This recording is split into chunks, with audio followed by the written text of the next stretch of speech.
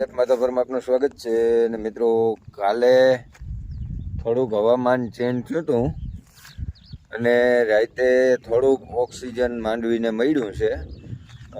દિવસની જોઈએ ને તો માંડવી બહુ દીઠી ગમે નહીં એવી હોય, પણ અટાણે કંઈક નજારો અલગ છે. આપણે ચક્કર મારવા આવ્યા કે એમ થયું કે ભાઈ રાતે રેડા ઝાપટા જેવું હતું, તો હું માંડવીમાં કાંઈ ફાયદો થયો એટલે આપણે 128 નંબરમાં આવ્યા. અત્યારે ઊભા છે, નેદાઈ ગયું, હાથી હાલી ગયું. હવે એક દવાની જરૂરિયાત છે. આપણે રાહ જોતા હતા કાંઈક રેડા બેડા પડે તો દવા મરાય, નકર આને એક તો વરસાદની થાય છે ને ઉપર દવાની ગરમી, તો કદાચ આને થોડુંક વહેમું પણ લાગે. કારણ કે મરલ માણસની વાહે પાણી પાવા જેવું કામકાજ થઈ ગયું છે અટાણે, અને માંદા માણસની વાહે હડકાયું કૂતરું કરો ને જે પોઝિશન થાય ને એવી અટાણે માંડવીને પાણીની તાણમાં દવા છાંટો ને તો થાય. કેવી કન્ડિશન છે એ બતાવું એ પહેલાં ચેનલ પેજને ફોલો સબસ્ક્રાઈબ કરી લેજો, કારણ કે એમાં ફ્રી સેવા છે. આ આપણી માંડવી છે 128 નંબર. કાલનો નજારો કંઈક અલગ હતો ને આજનો નજારો કંઈક અલગ છે. કારણ કે કાલ હતું ને માંડવી આખી આમ થવાતી હતી, એમ થાય કે હવે 2 દિનનો મહેમાન છે, 4 દિનનો મહેમાન છે, એવું કામકાજ થઈ ગયું હતું. આજ આમ છે આમ આખો આમ લીલોતરી થઈ ગઈ છે. આ બાજુ જોઈએ તો એમ થાય કે સારું છે, પણ આ 128 નંબર મગફળી છે. આપણે 39 નંબર મગફળી છે ને એમાં આપણે 19મા દિવસે ફૂલડું દેખાતું હતું.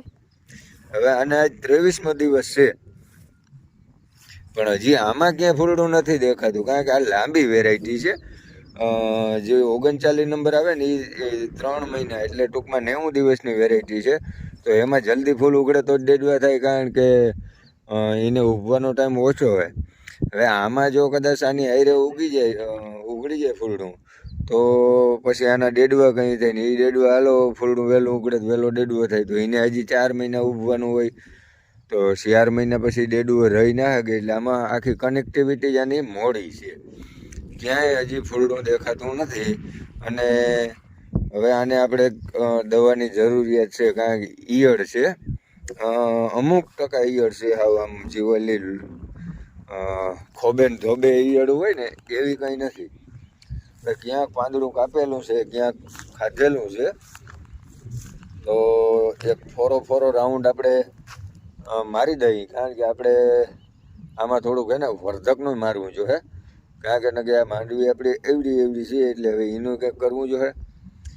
ખાતર એકાદું નાખશું ને એકાદી દવા માર્યું. જોકે આપણે મારવાની ઈચ્છા નહોતી, પણ હવે એમ થાય કે 2 રેડા પડી ગયા ને હજી જો એકાદો 2 રેડો પડી જાય ને તો દવા મારી દઈએ. નક્કી આને થોડીક વરસાદના ખેંચના હિસાબે મરવું હતું ને આપણે માથે દવા માર્યું ને એટલે ઉમે મરી જાય.